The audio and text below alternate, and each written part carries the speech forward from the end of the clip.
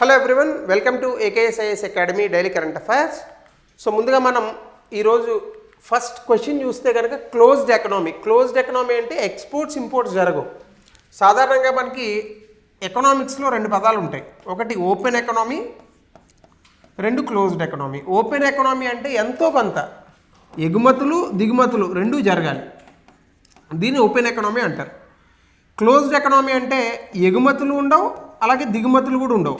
So దీన్ని closed economy అంటారు. సాధారణంగా ఏ దేశము క్లోజ్డ్ ఎకనామీ ఉండదు, అన్ని దేశాలు ఓపెన్ ఎకనామీయే. కానీ ఓపెన్ ఎకనామీలో కూడా ఎవరు లిబరల్ ఎవరు కాదు అనేది చూస్తారు. సో అలా మనం తీసుకోవాలి. సో నైదర్ ఎక్స్పోర్ట్స్ నార్ ఇంపోర్ట్స్ టేక్స్ ప్లేస్. ఇంకా ఈరోజు టాపిక్ వచ్చేసి హెపటైటిస్ బి, హెపటైటిస్ సి. ఈ రెండు వ్యాధులు కూడా ఇటీవల కోనసీమ జిల్లాలో ఆంధ్రప్రదేశ్లో దాదాపుగా ఒక 30 కేసుల వరకు వచ్చాయి. సో దీని మీద న్యూస్ పేపర్లో కూడా వచ్చింది, బాగా కలకలం రేగిందని చెప్పేసి. సో విశ్రాంత వైరస్లు మళ్ళీ మేల్కొన్నాయని చెప్పి హెడ్డింగ్ పెట్టారు ఈనాడులోనే ఎక్కడో. సో దీనికి సంబంధించి ఈరోజు చూద్దాం. ఎందుకంటే మనకు సైన్స్ అండ్ టెక్నాలజీ ఇలాంటి వాటిల్లో ముఖ్యంగా సైన్స్ ఆస్పెక్ట్లో ఈ డిసీజెస్ గురించి గతంలో కూడా ప్రిలిమ్స్లో అడిగాడు, యూపీఎస్సీలో ఇంకా గ్రూప్ 1 ఎగ్జామినేషన్స్లో. సో మళ్ళీ అడుగుతాడు కూడా. కాబట్టి ఇది ఒకసారి మనం చూద్దాం ఈరోజు. ముందుగా కనుక చూస్తే హెపటైటిస్ గురించి ఈరోజు చూద్దాం. సో ముందు న్యూస్లో ఎందుకుంది అంటే పల్లం విలేజ్లో హెపటైటిస్ బి సి కేసులు దాదాపుగా 19 హెపటైటిస్ బి కేసులు, 9 హెపటైటిస్ సి కేసులు వచ్చాయి. సో స్క్రీనింగ్ డ్రైవ్ చేస్తే 23,000 మంది గ్రామీణ ప్రాంతాల్లో ఉన్నటువంటి వ్యక్తుల్ని స్పెషల్ హెల్త్ క్యాంపెయిన్లో భాగంగా ఆంధ్రప్రదేశ్లో చెక్ చేశారు. సో ఈ వ్యాధి రావడానికి గల కారణాలు ఏం చెప్పారంటే శానిటేషన్ ముందుగా, సో నీట్గా ఉండకపోవడం, అలాగే ఓపెన్ డెఫికేషన్ అంటే ఈ బహిరంగ మూత్ర విసర్జన, మలమూత్ర విసర్జనలు, అలాగే కంటామినేటెడ్ గ్రౌండ్ వాటర్, ముఖ్యంగా వరదలు వీటి కారణంగా గ్రౌండ్ వాటర్ అంటే భూగర్భ జలాలు ఏవైతే ఉన్నాయో అవి పూర్తి స్థాయిలో కంటామినేట్ అవ్వడము. సో అందులో నుంచి వచ్చేటటువంటి వాటర్లో ఈ వైరస్లు ఉండడం, దాన్ని కాచుకోకుండా వీళ్ళు తాగడము. ముఖ్యంగా ఇవి ఎక్కువగా ఫిషర్మెన్ ఎవరైతే లో లయింగ్ ఏరియాస్లో అంటే ముఖ్యంగా సముద్ర ప్రాంతాలకు దగ్గరగా ఉన్నటువంటి జాలర్లు ఎవరైతే ఉన్నారో వాళ్ళకి ఎక్కువగా ఉన్నాయి ఈ వ్యాధులు. దీనికి సంబంధించి అసలు చూస్తే హెపటైటిస్ సి అంటే అసలు హెపటైటిస్ అనే వ్యాధి ఏంటి? Inflammation of liver. అంటే లివర్ ఉంటుందిగా, మన ఒంట్లో ఉన్నటువంటి టాక్సిసిటీస్ అన్నింటినీ ఫిల్టర్ చేసేటటువంటి కెపాసిటీ ఉంటుంది లివర్కి. ఈ లివర్ బేసికల్గా one of the best organs in the body. అంటే నాకు తెలిసినంత వరకు మనకు మెడికల్ నాలెడ్జ్ పెద్ద లేదు, బట్ నేను చదువుకున్న చిన్నప్పుడు సైన్స్ అంతవరకు చూస్తే మీరు బాడీలో ఏ అవయవాన్నైనా తొలగించండి అది మళ్ళీ పుట్టదు. కానీ లివర్ అలా కాదు, మీరు సగం లివర్ని తీసారనుకోండి మళ్ళీ వస్తుంది అది. సో కాబట్టి లివర్కి ఆ కెపాసిటీ ఉంటుంది, అంటే it can regenerate it self. అందుకే లివర్ ఎప్పుడు బాగుండాలంటే మన పూర్వీకులు ఏం చేసేవాళ్ళంటే నెయ్యి బాగా తినేవాళ్ళు. ఇప్పుడు మనకు వచ్చినటువంటి ఈ దిక్కుమాలిన హెల్త్ కాన్షియస్ ఇవన్నిటిలో భాగంగా అసలు నెయ్యి తింటే ఏదో కొలెస్ట్రాల్ వస్తుందని ఒక పిచ్చిలో పడ్డాం మనం. నెయ్యి కన్నా నూనె డేంజర్. ఇప్పుడు మనం వాడుతున్నటువంటి నూనెలన్నీ కూడా అవన్నీ కరెక్ట్ కాదు. సో మన పూర్వీకులు నేతితో ఆహారం తినేవాళ్ళు, వాళ్ళు చాలా బలంగా ఉండేవాళ్ళు అందుకే. సో కాబట్టి ఈవెన్ లివర్ సిరోసిస్ అని ఉంటుంది, అంటే లివర్ ఫెయిల్యూర్ కన్నా ముందు ఒక స్టెప్ ముందు ఉంటుంది అనమాట అది. ఈ లివర్ సిరోసిస్ లాంటి వ్యాధులకు కూడా ఈ హెపటైటిస్ ముఖ్యంగా దీని కారణంగా వచ్చినటువంటి వ్యాధులకి వీటికి ఈ నెయ్యి వేసుకుని తింటే చాలా బాగా తగ్గుతుంది.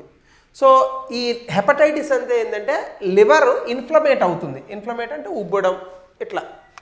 సో ఇందులో లివర్ సెల్స్ అన్నీ కూడా ఇరిటేట్ అయ్యి స్వెలెన్ అవుతాయి, బాగా వాపుగా వస్తాయి. అంటే ఇంత ఉన్న లివర్ ఇంత అవుతుంది అనమాట. సో ఇది బేసికల్గా సడన్ ఆన్సెట్ విత్ సిమ్టమ్స్. అంటే దీనికి స్టార్టింగ్లో లివర్కి ఎప్పుడైనా కంప్లైంట్ వస్తే సిమ్టమ్స్ ఏం రావు, తర్వాత అది ముదిరిన తర్వాత వస్తాయి. ముందుగా ఏమొస్తుంది అంటే జాండిస్, అంటే మన కావిర్లు అని అంటాం, కళ్ళు పచ్చగా అవుతాయి. దాని తర్వాత జ్వరం వస్తుంది, దాని తర్వాత వామిటింగ్స్ వస్తాయి. అలాగే క్రానిక్ డిసీజ్ ఏంటంటే ఇదే కనుక 6 నెలలు ఉంటే అది క్రానిక్ డిసీజ్ అవుతుంది. సిమ్టమ్స్ ఏవి లేకుండా కూడా ఈ వ్యాధి దీర్ఘకాలికమైనటువంటి వ్యాధిగా ప్రబలే అవకాశం ఉంది. ఇందులో సిమ్టమ్స్ అయితే కొంతమంది ఇండివిజువల్స్కి అసలు సిమ్టమ్సే ఉండవు.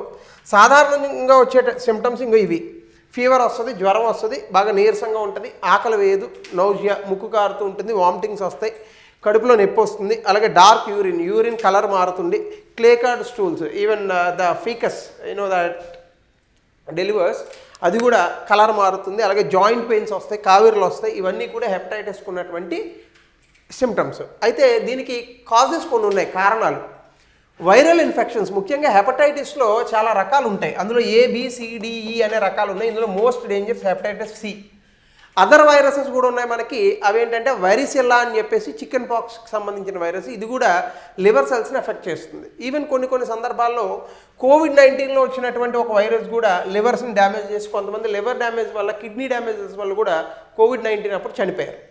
అలాగే నాన్ వైరల్ కాజెస్ అంటే ఇంకా మరికొన్ని కాజెస్ ఏమున్నాయంటే ఎవరైనా కూడా డ్రగ్స్ మిస్యూజ్ చేసినా, ఆల్కహాల్ మిస్యూజ్ చేసినా, అంటే విపరీతంగా డ్రింకింగ్ హ్యాబిట్ ఉన్నా, అలాగే కొంతమంది డ్రగ్స్కి అలవాటు పడుతున్నారు, ముఖ్యంగా రకరకాల మారిజోనా, ఎనీథింగ్, అలాగే బ్రౌన్ షుగర్, హెరాయిన్ ఎక్సెట్రా. వీటి కారణంగా కూడా వైరల్ కారణం కాకపోయినా కూడా లివర్ పాడవుతుంది. అందుకే మీకు చూడండి, లివర్కి ఎక్కువ డ్యామేజ్ చేసేది ఏంటంటే ఆల్కహాల్. దట్టు ఆల్కహాల్ అనేటటువంటిది బేసికల్గా లివర్ రీసైకిల్ చేస్తుంది. ఈ రీసైకిల్ కెపాసిటీ ఆఫ్ లివర్ ఏదైతే ఉందో ఆల్కహాల్కి సంబంధించి చాలా తక్కువ పర్సంటేజ్ ఉంటుందట. కానీ మన వాళ్ళు ఎట్లా తాగుతారు? చేప తాగినట్టు తాగుతారు. అదేదో 100 ml 200 ml కాదు కదా, బాటిల్స్ లేపేస్తారు. అప్పుడు లివర్ ఏమవుతుంది? దాన్ని సింథసైజ్ చేసుకోలేకపోతుంది. అప్పుడు దాని మీద ప్రెషర్ ఎక్కువ పడుతుంది, పని ఎక్కువ చేయాల్సి వస్తుంది. సో దానివల్ల కొద్దిగా లివర్ సెల్స్ డ్యామేజ్ అవుతాయి. సో ఆ కారణంగా కూడా ఈ హెపటైటిస్ సి రావచ్చు. అలాగే ఫ్యాటీ లివర్ డిసీజ్, దీన్నే లివర్ సిరోసిస్ అని కూడా అంటారు. ఈ ఫ్యాటీ లివర్ ఎక్కువగా ఈ మందు తాగేటటువంటి వ్యక్తుల్లో వస్తుంది. అదేంటంటే తాగినప్పుడు రాదు, కొన్ని రోజుల తర్వాత, ఎప్పుడో సంవత్సరాల తర్వాత, 10 ఏళ్ళు 20 ఏళ్ళ తర్వాత ఆ ప్రాబ్లం వస్తుంది. సో దాని తర్వాత ఆటో ఇమ్యూన్ హెపటైటిస్ అని ఉంటుంది. ఇమ్యూన్ సిస్టమ్ అనేటటువంటిది ఏదైతే ఉందో ఇది లివర్ సెల్స్ మీద అటాక్ చేస్తుంది. ఆటో ఇమ్యూన్ డిసీజ్ అంటే సాధారణంగా మన లోపల రోగనిరోధక శక్తి ఉంటుంది. ఏవైనా తెలియనటువంటి కొన్ని సెల్స్ లోపలికి వెళ్తే వాటి మీద ఈ రోగనిరోధక శక్తి తిరిగి యుద్ధం చేస్తుంది. అదే వైట్ బ్లడ్ సెల్స్ అని అంటాం. అయితే లివర్లో ఉన్నటువంటి సెల్సే తేడా రావడం వల్ల ఏమవుతుందంటే బాడీలో ఉన్నటువంటి ఇమ్యూన్ సిస్టమే లివర్ మీదకి వెళ్ళి ఫైట్ చేస్తుంది. సో ఇది చాలా ఇబ్బందికరమైనటువంటి ఒక పరిస్థితి. అయితే ఇందులో మనకి చాలా రకాలు ఉన్నాయి, ముఖ్యంగా హెపటైటిస్కి సంబంధించి. అందులో మొదటిది హెచ్ఏవి అంటే హెపటైటిస్ ఏ. ఈ మధ్యలో ఉన్న అక్షరాన్ని బట్టి మనం గుర్తించవచ్చు. ఇది చాలా mild to severe liver inflammation ఉంటుంది.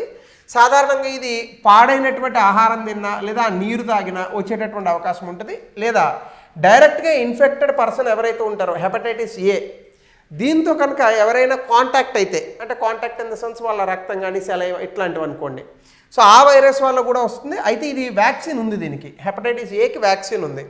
చాలామంది ఫుల్గా రికవరీ అవుతారు. దీని నుంచి మరణించేటటువంటి సంభవాలు చాలా తక్కువగా ఉంటాయి. అయితే హెపటైటిస్ బి అని ఒకటి ఉంది. మీకు ఏబిసిడిఈ, 1 అంత ప్రమాదకరం కాదు.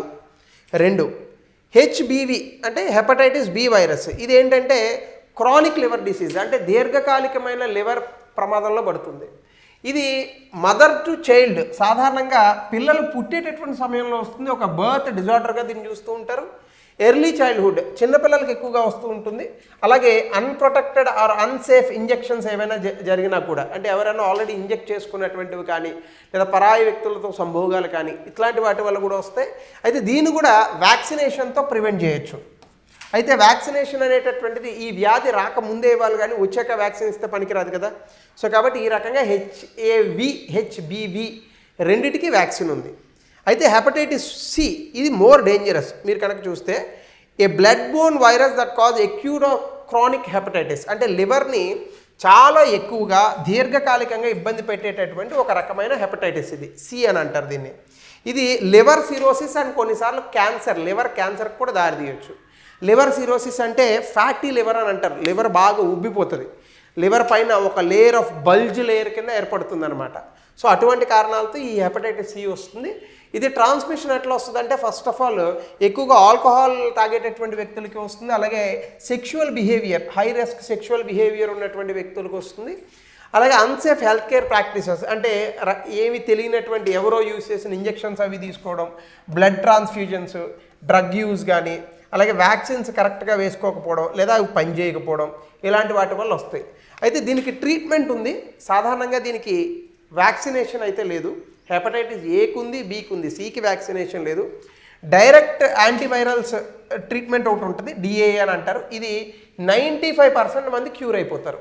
కానీ 5% మంది మాత్రం వాళ్ళకున్న ఇతర వ్యాధుల కారణంగా మరణించేటటువంటి సంభవాలు వస్తూ ఉంటాయి.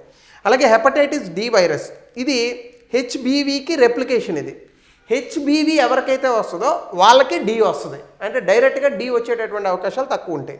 ఇది 5% ఆఫ్ ఎవరైతే హెచ్బీవీ వచ్చిందో, అంటే ఆల్రెడీ హెచ్బీవీ వచ్చి తగ్గిపోయిందని అనుకుని మళ్ళీ జాగ్రత్తలు తీసుకోనటువంటి వ్యక్తులు ఎవరైతే ఉంటారో అందులో 5% మందికి ఇది వస్తుంది.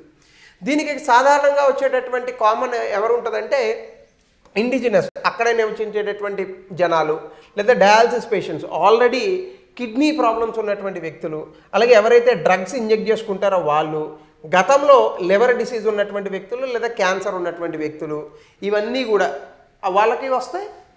అంటే సాధారణంగా క్యాన్సర్, లివర్ సిరోసిస్ ఉన్న వాళ్ళకి డి ఆటోమేటిక్గా వచ్చేస్తుంది, దానివల్ల మరణిస్తారు కూడా.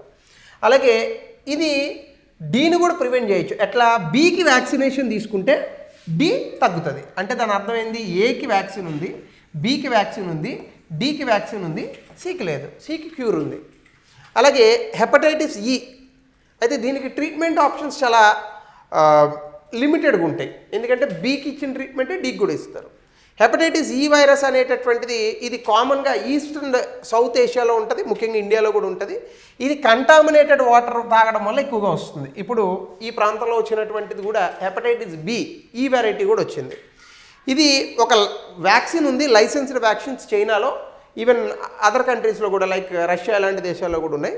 రీసెర్చ్ చేస్తున్నారు ఇంకా ఎక్కువగా వ్యాక్సిన్ తీసుకురావాలని. ఇది మోర్ ఈజీలీ ట్రాన్స్మిటబుల్ డిసీజ్, ఎందుకంటే కంటామినేటెడ్ వాటర్లో ఆ వైరస్ ఉంటే దాన్ని తాగడం వల్ల ఈ వ్యాధి అనేటటువంటిది వస్తుంది. కంటామినేటెడ్ వాటర్ అంటే గుర్తొచ్చింది.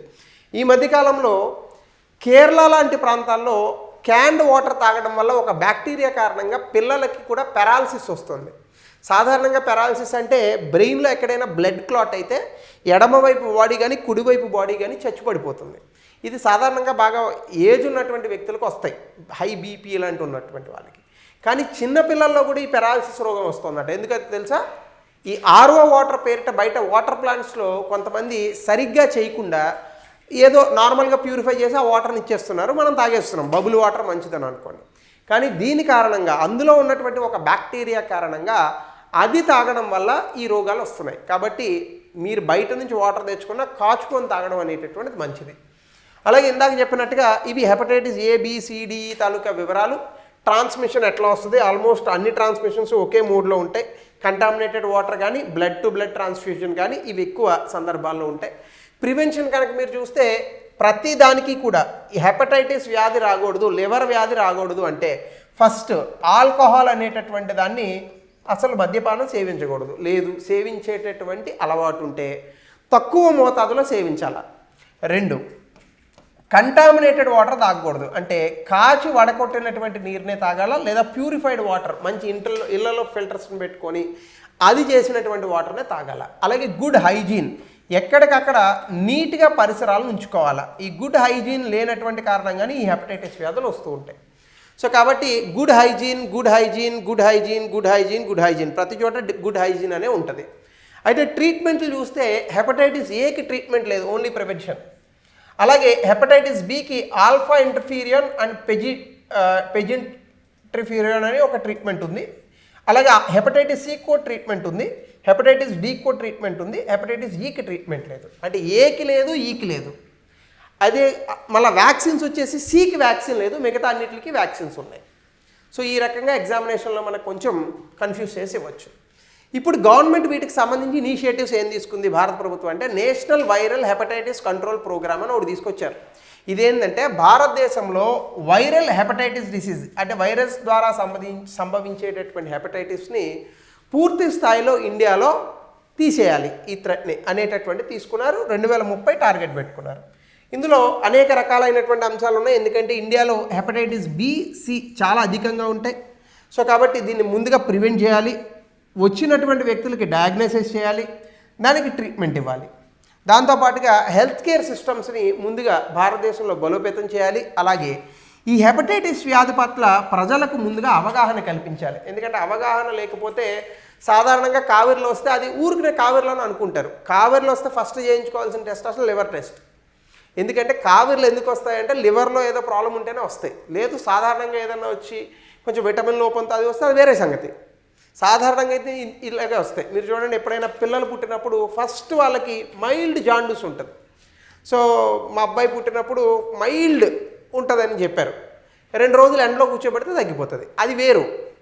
పిల్లలు అప్పుడే పుడతారు కాబట్టి రకరకాల కాంప్లికేషన్స్ వస్తాయి. కానీ ఎదిగినటువంటి వ్యక్తులకి ఎందుకు వస్తుంది?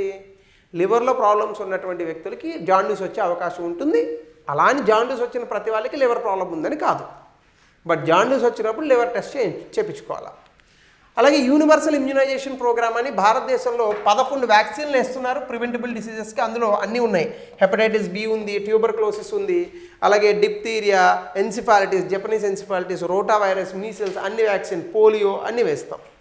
అలాగే ప్రపంచవ్యాప్తంగా కూడా దీనికి వరల్డ్ హెల్త్ ఆర్గనైజేషన్ ఒక స్ట్రాటజీని తీసుకొచ్చింది. అలాగే గ్లోబల్ హెపటైటిస్ ఎలిమినేషన్ అనేటటువంటి దానికి కొన్ని దేశాలు కొయిలేషన్ జతకట్టాయి. అలాగే గ్లోబల్ హెపటైటిస్ ప్రోగ్రామ్ అనేటటువంటి పేరిట అవేర్నెస్ ప్రోగ్రామ్స్ని కూడా తీసుకొస్తున్నారు.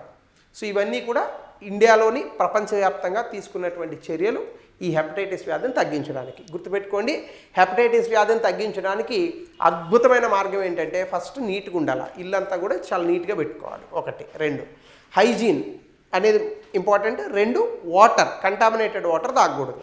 3 ఆహారం తినేటటువంటి దాంట్లో ఒకవేళ ఈ హెపటైటిస్ వ్యాధికి గురైనటువంటి వ్యక్తులు ఉంటే నెయ్యి వాడడం చాలా మంచిది. సో దీనికి సంబంధించి గతంలో డైరెక్ట్గా క్వశ్చన్ ఇచ్చాడు హెపటైటిస్కి సంబంధించి. ఆన్సర్ని మీరు కమెంట్ సెక్షన్లో తెలపండి. వైరల్ హెపటైటిస్ని ఎదుర్కోవడానికి దేశంలో చేపట్టిన ప్రభుత్వ కార్యక్రమాలను చర్చించండి. జాతీయ వైరల్ హెపటైటిస్ నియంత్రణ కార్యక్రమం లక్ష్యాలు, పరిధిని, అలాగే హెపటైటిస్ ఇన్ఫెక్షన్ నివారించడంలో యూనివర్సల్ ఇమ్యునైజేషన్ ప్రోగ్రామ్ పాత్రను హైలైట్ చేయండి 200 పదాల్లో. సో ఇది హెపటైటిస్ ప్రోగ్రామ్ సంబంధించిన ఇన్ఫర్మేషన్. మరొక కొత్త టాపిక్తో యథావిధిగా కలుద్దాం. ఇన్ కేస్ ఏవైనా టాపిక్స్ నేను కొన్ని మర్చిపోతే దయచేసి కమెంట్ సెక్షన్లో తెలపండి. నేను వాటిని కూడా డిస్కస్ చేస్తాను. Thank you.